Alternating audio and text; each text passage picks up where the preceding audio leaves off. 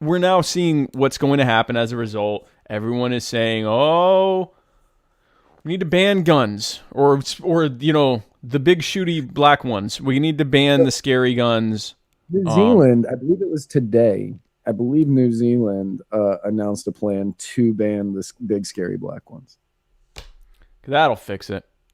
Right. Not for the government, of course, or for people. And of course, when you ban something and someone doesn't care about the law, my understanding is that it was illegal for him to murder 50 people. Right. The way that I get it. And real quick, just I wanted to touch on this earlier, but we just kind of started getting off track. In that video. Okay. In that video, when he first is walking up to the mosque,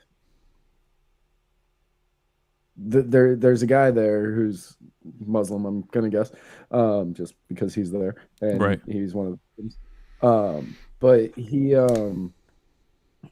sees him coming up with a gun. I believe he's got the gun out, right. And the guy looks at him and he goes, "Hello, brother," and then the dude shoots him. Like I was watching it and I went, he just said hello, brother, to this guy. Like, that was a moment where it was just kind of like, even though this guy was probably just fearing for his life, he still was like, no, I'm still going to be kind. Right. To someone who more than likely is about to kill me. Right. And that's just, it was just a really poignant moment of that entire thing. Like, it was those two words that guy said, just the hello, brother. Just that was more meaningful than anything that the shooter terrorist said throughout the rest of it. Yeah. Yeah. And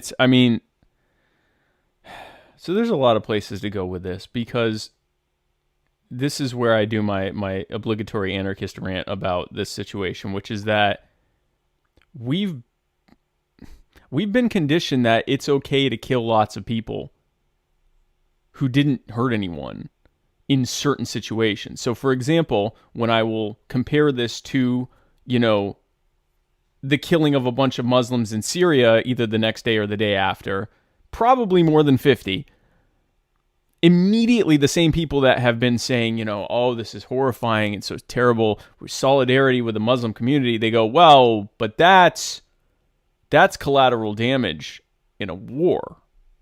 Right. That's different. That's different. Now, I think they'd have more of a point if we were talking a defensive war where, an army's coming to attack us and we're fighting back and there's some crossfire that's also killing, innocent people. That's one thing. Choosing to, because we don't like the people, or because the U.S. government doesn't like the people in charge in Syria and doesn't like some of their actions, and also doesn't like some of the groups that are fighting against the government in Syria, and also, that there's a strategic chess game thing here going on in the Middle East, and a bunch of innocent people get killed in the process. That's not a justifiable thing. That's no more justifiable than this guy saying, I'm sick of Muslims moving into my adopted country that aren't, I'm sick of people moving in that aren't my color or religion. I'm going to start killing them.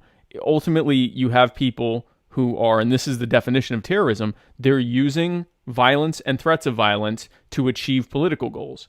That's terrorism. And it's evil, and it's murder, and there's nothing, it doesn't become okay because it has the imprimatur of a government involved. So anyway, that's my thought on that. And none of these bans are going to do anything except make it worse. And Monica says, but the other mosque, the guy that ran him off had a gun. We had mentioned that earlier. And yeah, imagine if that guy had been at the first mosque. Imagine if, I said to someone today, I said, the best way to stop a shooter is to shoot him. That is an effective anti-shooter measure. And I think that I think it's a bad idea. I think it's a bad idea what they're doing, and I think that it would be much better to. This is something where freedom would make people safer too. Right. So.